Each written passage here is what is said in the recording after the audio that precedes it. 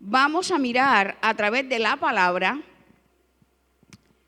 que Jesús llegó para triunfar. Desde el principio, Jesús fue anunciado, fue profetizado y así su propósito fue cumplido. Repito, parece que no estoy en vino nuevo. Desde el principio, Jesús fue anunciado, fue profetizado y así su propósito fue cumplido. ¿Sabías tú que tú y yo hemos sido profetizados, hemos sido anunciados para cumplir el propósito que Dios tiene en el corazón por cada uno de nosotros? ¿Tú lo sabías? Hoy vengo a decirte que tú tienes propósito. Tú no estás aquí de casualidad. Tú no estás aquí porque la suerte cayó. No. Tú estás aquí porque hay propósito divino. Tú estás aquí porque el Señor Jesucristo, el Padre, el Espíritu Santo determinaron contigo y conmigo para ser parte del cuerpo de Cristo. ¿Para ser parte de qué? Amén. Gracias, pastor, por tu ayuda. Vamos entonces a iniciar nuestra enseñanza y vamos a empezar, y valga la redundancia, desde el principio. Vámonos al libro de Génesis, en el capítulo 3, en el versículo 15. Génesis 3, 15. Aquí está el mismo Señor. Aquí está el mismo Señor dando una palabra profética y justamente le habló a la serpiente. ¿Cuántos dicen amén? El mismo Padre le habló a la serpiente. Le dijo: por cuanto esto hiciste, maldita serás entre todas las bestias, entre todos los animales del campo, sobre tu pecho andarás y polvo comerás todos los días de tu vida. Y te voy a anunciar lo siguiente. Él sabía con quién estaba hablando. Y pondré enemistad entre ti y la mujer, y entre tu simiente y la simiente suya. Esta, o sea, la simiente, esta te herirá en la cabeza y tú le herirás en el calcañar. Voy a repetir. Y pondré enemistad entre ti y la mujer, y entre tu simiente y la simiente suya. Esta te herirá en la cabeza y tú le herirás en el calcañar. Muchas veces Dios ha traído sobre tu vida o sobre mi vida una palabra profética y creemos que se va a cumplir al minuto. ¿Cuántos años pasaron? Y era el mismo Dios. ¿Cuántos años pasaron desde Génesis 3:15 hasta la cruz? Miles de años. Miles de años. Pero cuando Dios habla, cumple. Porque si Dios lo dijo, Dios lo hará. Si Dios lo dijo, Dios lo hará. Dios no miente, ni es hijo de hombre que se arrepiente. El pueblo está viendo hoy en día el cumplimiento de Génesis 3:15. Pero vamos a mirar bíblicamente cuándo fue el cumplimiento de Génesis 3:15. Vamos a Colosenses capítulo 2. Colosenses 2:15. Muy bien, gracias. Colosenses 2:15. Aquí está el Señor a través de su palabra dando cumplimiento a Génesis 3:15. Y dice, y despojando, está hablando de Jesús, y despojando a los principados y a las potestades, los exhibió públicamente, triunfando sobre ellos en la cruz. Ya está la cruz anunciada aquí. Ya está la cruz anunciada. Y yo siempre recuerdo una figura que el Señor a mí me regaló. La figura que me regaló fue la siguiente. En el mundo espiritual, oiga bien, en el mundo espiritual, mientras Jesús estaba siendo maltratado, humillado, mientras estaba siendo herido, mientras estaba siendo escarnecido, y luego en la cruz, en el mundo espiritual estaba pasando lo siguiente. El Señor me lo mostró hace muchísimos años a mí. Me dijo, Jesús tomó a Satanás por aquí, y le dio la vuelta por toda esa plaza. Y le dijo a la gente que estaba allí, este es a quien yo definitivamente vencí. Es este, el enemigo mío está vencido. Aquí lo tienen arrastrado, aquí lo tienen humillado, aquí lo tienen exhibido, aquí lo tienen porque yo triunfé en la cruz del Calvario.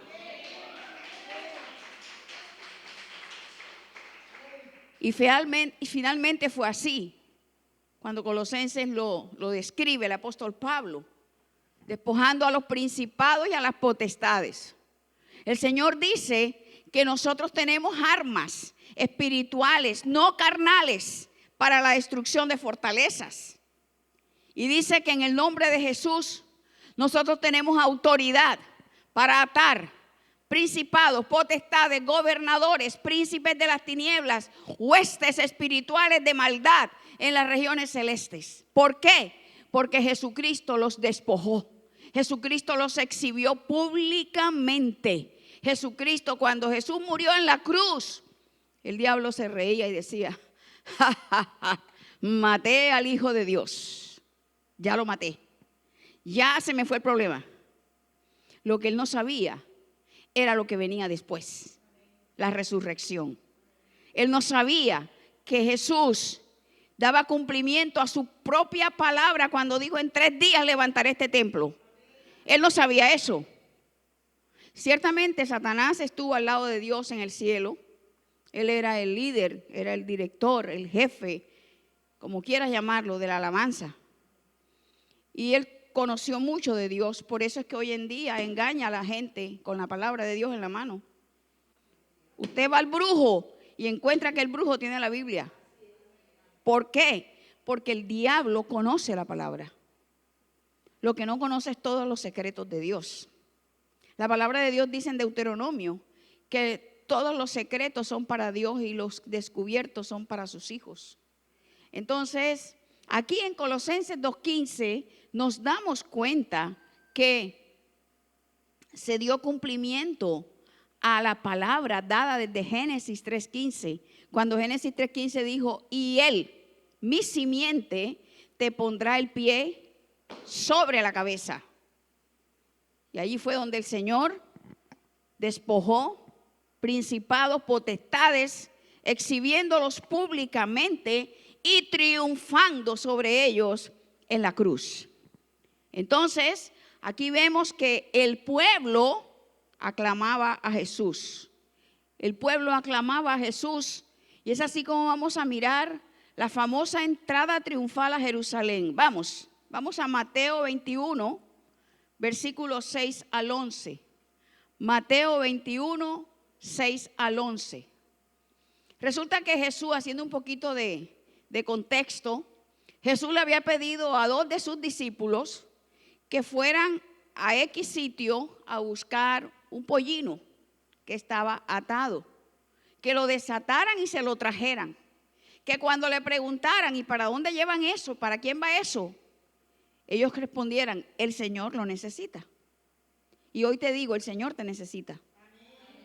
Solo 6 personas. El Señor te necesita. No te niegues a servirle. No te niegues a venir a la iglesia, porque el Señor te necesita, así como me necesita a mí. Mateo 21:6 dice, y los discípulos fueron e hicieron como Jesús les mandó. ¿Qué fueron a buscar? El pollino, lo desataron y todo el asunto. Y trajeron el asna y el pollino y pusieron sobre ellos sus mantos y él se sentó encima. Otro de los evangelios dice el pollino, no habla de 2 animales. Pero aquí Mateo habla de 2 animales, habla de pollino. Devuélvelo al 7, Dere, por favor, gracias.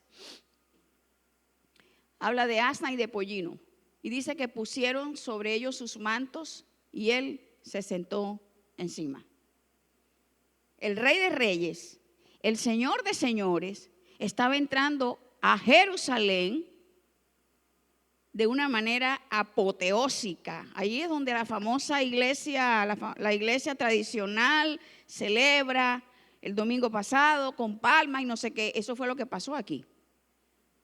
Ellos tiraban ramas, el 8, versículo 8, y la multitud, que era muy numerosa, tendía sus mantos en el camino. Y otros cortaban ramas de los árboles y las tendían en el camino. Le estaban haciendo honores. Le estaban haciendo honores a Jesús. Siguiente. Y la gente que iba delante y la que iba detrás aclamaba diciendo: Hosana al Hijo de David. Hosana al Hijo de David. Bendito el que viene en el nombre del Señor. Hosana en las alturas. Había una aclamación total del pueblo, ¿verdad? El pueblo estaba aclamando, estaba vitoreando, estaba vociferando, estaba haciendo de cuanta cosa por Jesucristo. Impresionante lo que va a pasar después. Pero hasta este momento Jesús está siendo levantado, Jesús está siendo exaltado, Jesús está siendo bendecido, Jesús está siendo reconocido por el pueblo completo en Jerusalén. Siguiente. Cuando entró él en Jerusalén, toda la ciudad se conmovió diciendo: ¿quién es este? Hubo unos que lo conocían, otros que no lo reconocían. Jesús venía de una trayectoria de 3 años, predicando el evangelio por todas las aldeas, por todos los pueblos, por todas las veredas, por todos los caminos. Por supuesto, unos lo reconocían, otros no. Versículo 11. Y la gente decía, este es Jesús, el profeta de Nazaret de Galilea. Notemos que Israel siempre creyó que Jesucristo era solo el profeta. Nunca creyó que Jesucristo era Dios. Ellos dijeron: este es Jesús, el profeta de Nazaret de Galilea. Recordemos que Jesús nació en Belén, al sur de Israel, pero subió al norte y se instaló en Galilea, y allí estuvo desarrollando su ministerio. Jesús tuvo un primer año de oscurantismo. El segundo año fue un año glorioso y ahí en Galilea estaba. Y el tercer año empezó nuevamente a declinar la cosa hasta cuando fue a la cruz. Versículo 11, y la gente decía: este es Jesús, el profeta de Nazaret de Galilea. Él se crió en Nazaret. Él se crió en Galilea, al norte de Israel. Así pues que así lo conocían, como el profeta de Nazaret. No lo conocían como Dios. No lo reconocieron y no lo han reconocido todavía, ni lo van a reconocer para que se cumpla la escritura, ¿verdad? Porque ellos están esperando al Mesías todavía. Y por eso es que viene el engaño. Pero eso no es tema de hoy. Eso ya es escatología, eso es otra cosa. Entonces, Jesús venía de un largo recorrido, 3 años, ministrando, enseñando, predicando, sanando, liberando por todas las ciudades, por las aldeas, por los montes, por los valles, en fin, por todas las partes en Israel. Pero Jesús sabía lo que le esperaba. A Jesús le esperaba la muerte y la crucifixión. Él no se quedó en esa gloria. Él siguió hasta el final. Y aquí quiero dar un consejo, empezando por mí. Un consejo a toda la gente de la iglesia, sobre todo si eres un líder. No nos quedemos en una gloria. Sigamos hasta llegar al final. camino hay delante de nosotros asignado por el Padre para recorrer. Hay mucha tela que cortar todavía. Demasiada tela que cortar. Si tú te quedas en la gloria, allí te quedas y no vas a avanzar. Pero si nosotros entendemos que eso no es nada comparado con lo que nos espera en el cielo, nosotros vamos a seguir. Aún aquí en la tierra hay muchas cosas que conquistar, hay muchas cosas que alcanzar, hay muchas cosas por las cuales debemos seguir adelante, porque la meta es Jesús y no hemos llegado todavía.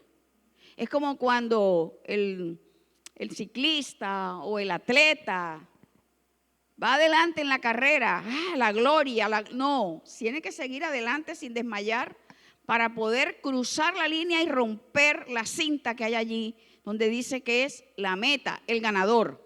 Nosotros tenemos que cruzar la cinta, tenemos que cruzar y llegar a la meta porque Cristo Jesús es nuestra meta. El apóstol Pablo dijo, ciertamente, olvidando lo que queda atrás, proseguimos hacia adelante para ver si alcanzo, si logro alcanzar la meta, la cual es Cristo Jesús. Y no estoy hablando de cualquier pelagato, estoy hablando del hombre que trabajó 13 epístolas. El hombre que toda la doctrina de la palabra la tiene el apóstol Pablo. La doctrina no está fuera de las epístolas paulinas. Bueno, pero yo no voy a hablar de Pablo ahora. Entonces, Jesús no se quedó en esa gloria. Jesús siguió para adelante. Jesús sabía que había mucho por hacer. Jesús sabía que ya estaba próximo a ir a la cruz. Pero Jesús sabía que no se podía empalagar, no se podía endulzar con esa gloria que había tenido al entrar a Jerusalén. Fue una gloriosa entrada. Tanto es que la Biblia la titula como la entrada triunfal a Jerusalén. La entrada triunfal a Jerusalén. Pero ¿sabe algo? El corazón del hombre es perverso y engañador. Lo dice la palabra de Dios, no lo digo yo.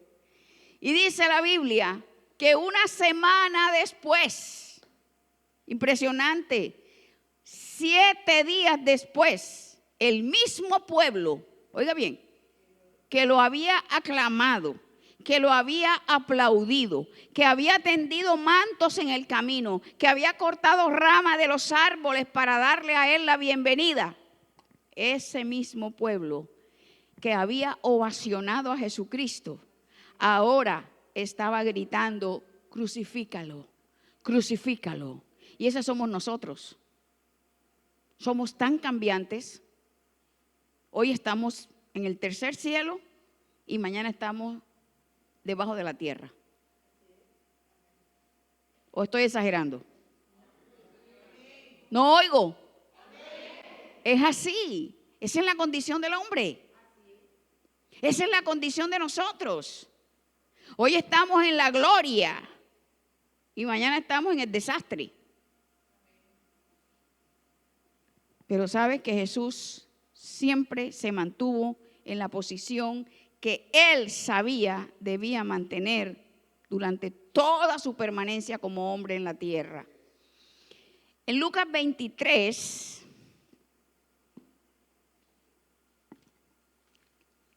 Lucas 23, 20 al 23.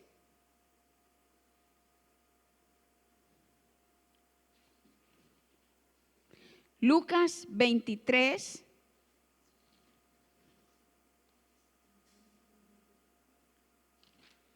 20 al 23. Dice, les habló otra vez Pilato. Pilato está hablando con el pueblo. El pueblo está diciendo, crucifícale, crucifícale. Y Pilato está tratando de que las cosas se tuerzan, de que no sea como el pueblo pide. Pero ¿sabe algo? Tenía que cumplirse la palabra. Tenía que cumplirse la escritura. La misma esposa de Pilato tuvo sueños con Jesús. Y ella le decía, ese hombre es inocente. Ese hombre no ha hecho nada. No lo crucifique, no le ordene crucifixión. Estoy parafraseando, pero esto sucedió tal cual. Ese hombre suelta lo que es inocente. Era la época de la Pascua. era la fiesta de la Pascua. Y ellos todo el tiempo en la Pascua acostumbraban a soltar un reo. Y Pilato está hablándole al pueblo. Pilato él era en ese momento el gobernador de Roma en Israel. Su puesto se lo debía a los políticos de la época. Así como hoy en día de pronto tu trabajo, tu lugar de trabajo se lo debes al político. Tienes que congraciarte con el político. Desafortunadamente es así. Pilato se tenía que congraciar con el pueblo. Tenía que congraciarse con los de la sinagoga. Tenía que congraciarse con los fariseos, con los saduceos, con los herodianos, que eran los seguidores de Herodes. Él tenía que congraciarse con ellos, tenía que hacer la voluntad de ellos. Y dice que otra vez Pilato sale y les habla queriendo soltar a Jesús. 21. Pero ellos volvieron a dar voces diciendo, crucifícale, crucifícale. Pilato decía, lo suelto, es inocente. Y el pueblo decía, crucifícale, crucifícale. No así con esta voz que tengo. Aquellos eran alaridos, porque era una multitud que estaba alborotada, diciendo, crucifícale, crucifícale. 22. Él les dijo por tercera vez, pues, ¿qué mal ha hecho este? No encuentro el problema, no encuentro dónde se la embarró. Ningún delito digno de muerte he hallado en él. Y dice Pilatos, pues le castigaré y le soltaré. ¿Sabe que Jesús recorrió la segunda milla, la milla extra? Porque en esa época, cuando iban a matar a alguien en la cruz, no lo pasaban por todo lo que pasó Jesucristo. Dice la palabra de Dios que no había parecer en su rostro. Era como una masa desfigurada completamente. Dice el salmista que su cráneo creció 7 veces por los golpes. Ahí no había parecer alguno. Haz de cuenta cuando un niño tiene una plastilina regular en la mano y la tira en la pared, queda así como aplastada. Así estaba Jesús. Jesús no tenía parecer. No se sabía dónde estaba la boca, no se sabía dónde estaban los ojos. Jesús acababa de pasar por un martirio, por un suplicio.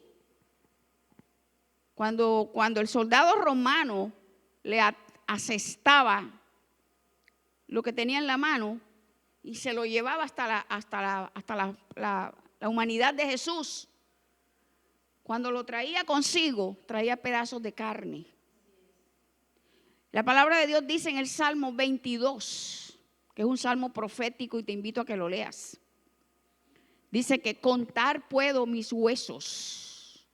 El esqueleto de Jesús estaba al aire libre, producto de todo lo que había sucedido en ese tremendo suplicio que Jesús tuvo que pasar por amor a nosotros.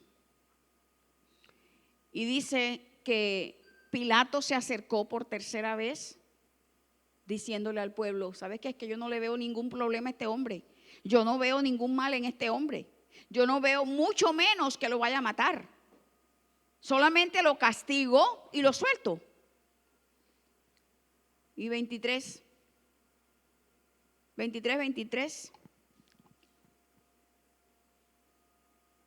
Mas ellos instaban a grandes voces pidiendo que fuese crucificado. Y las voces de ellos y de los principales sacerdotes prevalecieron. Repito, la escritura tenía que cumplirse. Si esto no hubiera sucedido, hoy todos iríamos para el infierno. No tendríamos oportunidad de salvación para nada. No tendríamos oportunidad de nada. Todos iríamos directico al infierno. Porque desafortunadamente el infierno no se hizo para el hombre. El infierno se hizo para Satanás y sus ángeles caídos. El infierno no está abierto ahora mismo. El infierno está cerrado. Ahora lo que está abierto es el Hades. Eso es lo que está abierto. Pero el infierno no. El infierno se va a abrir el día del juicio del gran trono blanco, que es el juicio final, donde todos los que hayan muerto sin Cristo van directo para el infierno, sin escala, mi amor. Ahí no hay purgatorio que valga. Eso es una falsedad de la iglesia tradicional. Ni el purgatorio ni el limbo. Eso no existe. Los niños van, ¿verdad? Los niños van directo al cielo, porque ellos no tienen de qué arrepentirse. Bueno, seguimos. Entonces, esto había sido profetizado por el mismo Padre cuando hizo un acto profético en el Edén. Yo quiero que pongan atención de este acto profético que el mismo Padre hizo en el Edén. En Génesis 3:21, dice: y Jehová Dios hizo al hombre y a su mujer túnicas de pieles y los vistió. ¿Por qué hizo el Señor eso? Vámonos a Génesis 3:7. Rapidito, Derek. Génesis 3:7. ¿Por qué Jesús hizo eso? ¿Por qué el Padre hizo eso? Cuando ellos pecaron, ellos dicen, fueron abiertos los ojos de ambos y conocieron que estaban desnudos. Entonces cosieron hojas de higuera y se hicieron delantales. Pero la higuera representa la religiosidad. El Padre había visto que ellos estaban tapados con la religiosidad. La religiosidad es apariencia, la religiosidad es juzgar, la religiosidad es tildar, pero eso no era lo que Dios quería con ellos. Entonces el Padre mismo se encarga, regresa al 3:21 por favor, Derek. El Padre mismo se encarga y mata a un cordero. Génesis 3:21, mata a un cordero. Y Jehová Dios hizo al hombre y a su mujer túnicas de pieles y los vistió. Ahí estaba el mismísimo Padre, estaba haciendo un acto profético de lo que vendría miles de años después, vendría a la cruz del Calvario. El Cordero de Dios inmolado que quita el pecado del mundo. En el Antiguo Testamento cada año había que matar un cordero. Pero ahora vino el Cordero de Dios inmolado. Bastó una sola vez, iglesia, una sola vez, un solo sacrificio para que el Padre quedara satisfecho. La palabra de Dios dice que el único sacrificio que se satisfizo el alma, el único sacrificio que satisfizo el alma del Padre fue el sacrificio que hizo Cristo en la cruz del Calvario. Por eso Él hoy en día dice, misericordia quiero y no sacrificio. Porque ya de sacrificio estuvo bien, perfecto, completo. No hay que darle más nada a eso. No hay que hacer más nada a eso. Todo está completo. Porque fue el mismo Dios humanado en la persona de Cristo quien vino a morir por nosotros. Vino a morir por nosotros, vino a romper la religiosidad que el hombre había hecho en el principio con la higuera. Repito, la higuera representa religiosidad. Y miramos, de Génesis 3:21, miramos su cumplimiento en dos citas bíblicas. Vamos, Derek. Efesios 1:7. Vamos a ver qué dice. Dice, en quien tenemos redención por su sangre, el perdón de pecados, según las riquezas de su gracia. Repito, en quien tenemos redención por su sangre, el perdón de pecados, según las riquezas de su gracia. Y Hebreos 12:24, también vemos allí el cumplimiento de ese acto profético. Hebreos 12:24, vamos. Hebreos 12:24 dice, a Jesús, oiga, a Jesús, el mediador del nuevo pacto, y a la sangre rociada que habla mejor que la de Abel. La sangre de Abel hablaba por venganza, pero la sangre de Cristo habla por amor, por misericordia, por compasión, por gracia. La sangre de Cristo es la única que traspasó el Antiguo Testamento y el Nuevo Testamento. La sangre de Cristo, dice la palabra. Nosotros no entramos a la presencia de Dios por la alabanza. Ojo con eso, es un grave error de la iglesia. No, Nosotros no podemos entrar a la presencia de Dios, que es santa, a través de unos instrumentos hechos por el hombre. No, Señor. Nosotros entramos a la presencia del Señor por la sangre de Cristo. La palabra de Dios dice que ahora se abrió camino nuevo al cielo y nosotros podemos entrar confiadamente al trono de la gracia para alcanzar misericordia y hallar gracia para el oportuno socorro. Entonces, ¿qué hace la alabanza? La alabanza provoca que descienda la presencia, pero no por ella entramos, no, Señor. Entramos por la sangre de Cristo, entramos por la sangre del Cordero. Todo en Dios tiene propósito y la cruz la tenía y la sigue teniendo. Y estamos terminando casi. Todo en Dios tiene propósito. La cruz no es la excepción. La cruz también tiene un propósito grande. La cruz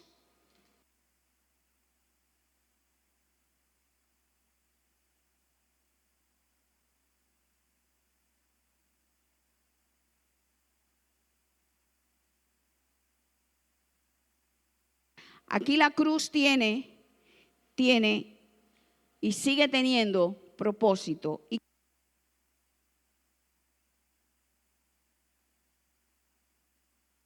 necesito darle los propósitos de la cruz.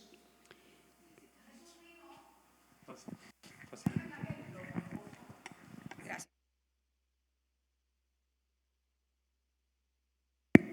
Jesús vino para salvarnos. Salvación. Jesús vino a redimirnos, comprarnos. ¿Ok? Vino a comprarnos. Jesús vino a restaurarnos. Jesús vino a ser nuestra propiciación. En el Antiguo Testamento, en el tabernáculo, estaba el arca del testimonio. Allí estaba el maná, la vara de Aarón que reverdeció, ¿verdad? Estaba eso, la autoridad, y estaba el alimento espiritual, que es los mandamientos, la autoridad, que era la vara de Aarón que reverdeció, y el alimento físico, que era el maná. Allí estaba guardado una muestra de cada uno. Pero la tapa, y aquí quiero quedar un momentico, la tapa que cubría el arca del testimonio se llamaba la tapa de la propiciación.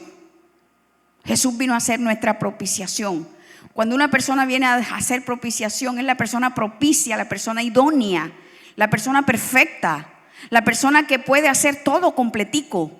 Ya no existe, ya no es para nosotros, ya el arca del testimonio no es ahora Cristo como nuestro testimonio y como nuestra propiciación. Amén. Como nuestra propiciación.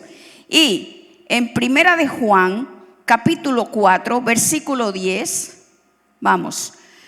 En esto consiste el amor, no en que nosotros hayamos amado a Dios, sino en que Él nos amó a nosotros y envió a su Hijo en propiciación por nuestros pecados. Fue lo único que pudo saldar la cuenta. Cuando dijo consumado es, dijo la cuenta fue saldada. Lo único que saldó la cuenta, el único que verdaderamente sanó, el único que verdaderamente liberó, el único que verdaderamente estableció, el que levantó, Jesús desde la cruz del Calvario. ¿Sabías que cada gota de su sangre traía tu nombre? Y decía, te amo. Quiero decirte eso, que cada gota de su sangre traía tu nombre. Y en ese nombre había un te amo de parte de Dios. Dale un aplauso, sí, Señor. Dáselo fuerte. Él lo merece. Él lo merece. Jesús vino a salvarnos, vino a restaurarnos, vino a comprarnos, vino a traer libertad a nuestras vidas. En lo espiritual, en lo emocional, en lo financiero. Jesús vino a saldar cuentas. Hasta hoy en día está saldando cuentas. Financieramente hablando, emocionalmente hablando y espiritualmente también. Vino a restaurar y a darnos libertad. Nuestra última cita, Marcos 15, 37 y 38. Dice, ya Jesús está en la cruz, ya está muriendo, ya está dando su vida por nosotros. Él derramó hasta la última gota de su sangre. Y recuerda, esa última gota también traía un nombre, tu nombre y mi nombre, en cada gota de sangre. El versículo 37 de Marcos 15 dice, mas Jesús, dando una gran voz, expiró. 38. Entonces el velo del templo se rasgó en dos, de arriba a abajo. En el Antiguo Testamento el sacerdote podía entrar una sola vez al año, para expiar los pecados del pueblo y para expiar sus propios pecados. Si el sacerdote entraba en pecado, moría, porque ninguna persona que tuviera pecado podía entrar al lugar santísimo. Él entraba con sus faldas largas y entraba poniéndole una cuerda aquí en el tobillo, porque el hombre se tenía que mover, tenía unas campanillas aquí debajo. Él se tenía que mover durante todo el rito que estuviera haciendo, para que el pueblo supiera que él vivía, para que el pueblo supiera que seguía vivo. Y en el mismo momento en que las campanas no sonaban, el pueblo entendía que él había muerto por su pecado y lo tenían que sacar con esa pita, porque el pueblo no podía entrar ahí.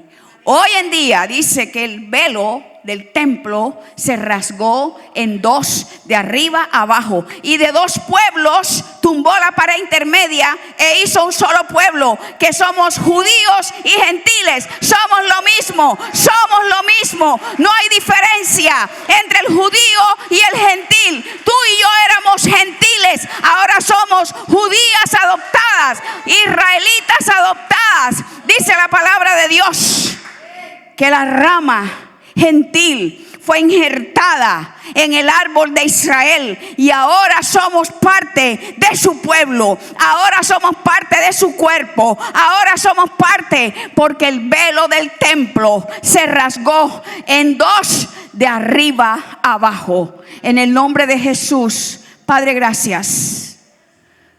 Gracias. Cierra tus ojos. Jesús es el camino. Jesús es el camino, la verdad y la vida. Canta conmigo. Levántate de tu silla. Levántate.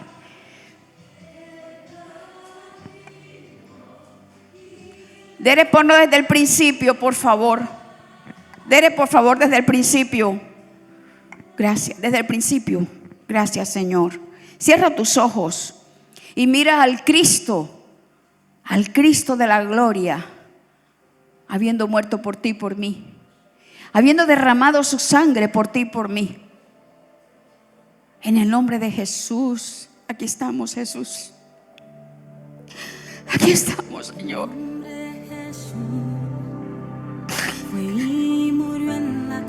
Aquí estamos, Padre. Gracias por tu perdón. Gracias por tu salvación.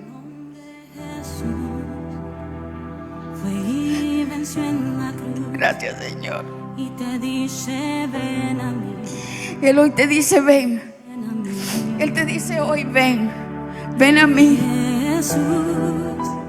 Eres la verdad, el camino y la vida. Súbelo, Derek. Levanta tus manos, ya vamos a terminar. Gracias, Señor. Gracias, Dios. Gracias, Dios mío de mi alma. Te amamos. Te amamos, Jesús. Gracias. Gracias, Señor, por tu amor inmerecido. Gracias. Gracias, Señor. Gracias por tu invitación. Jesús, eres la verdad, el camino y la vida. Jesús, eres la verdad, el camino y la vida. Gracias te damos, Señor. Gracias te damos, mi Rey. Gracias. Gracias, mi Rey. Ahí donde estás, pídele perdón. Pídele perdón por los pecados. Él es santo.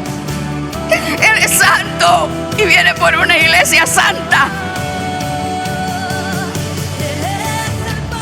Viene por una iglesia santa, sin mancha y sin arruga.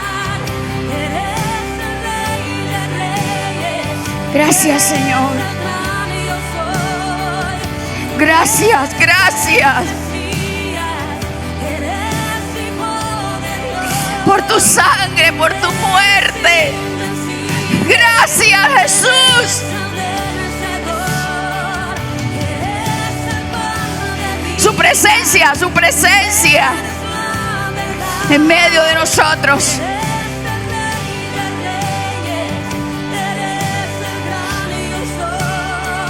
Gracias, Señor. Te amamos.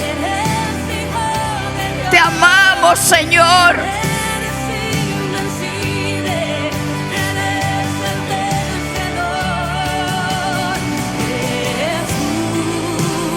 Eres la verdad, el camino y la vida.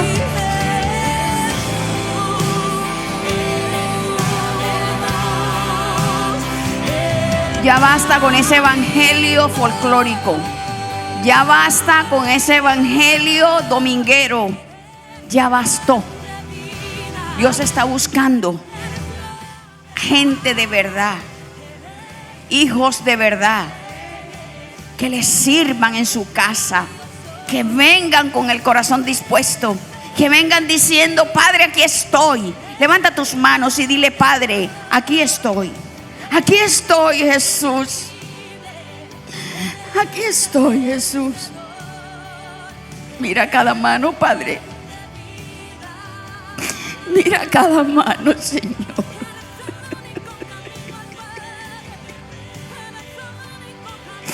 A nosotros nos cobija el nuevo pacto en su sangre.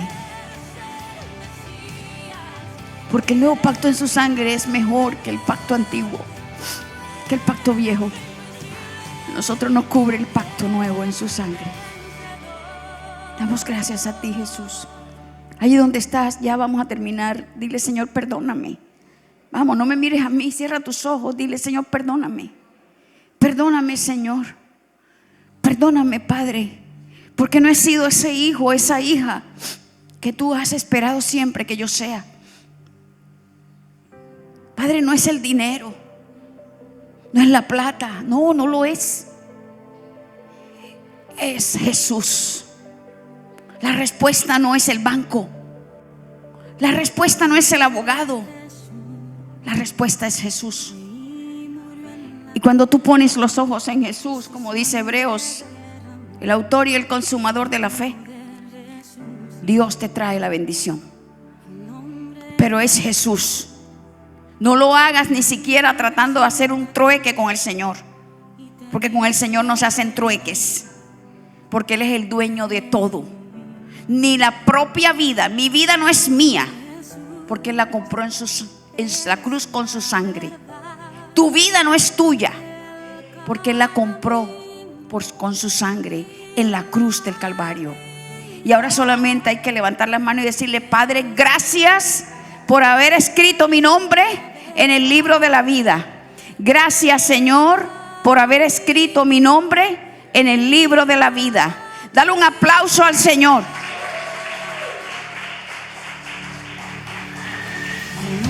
Dáselo fuerte. Que se oiga en el tercer cielo. Que retumbe en el trono.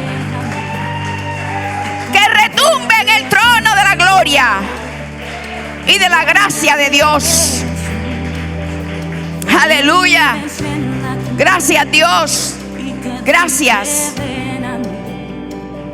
Y mientras la música ministra, lo sugieres que necesiten, personas que necesiten un sobre, por favor.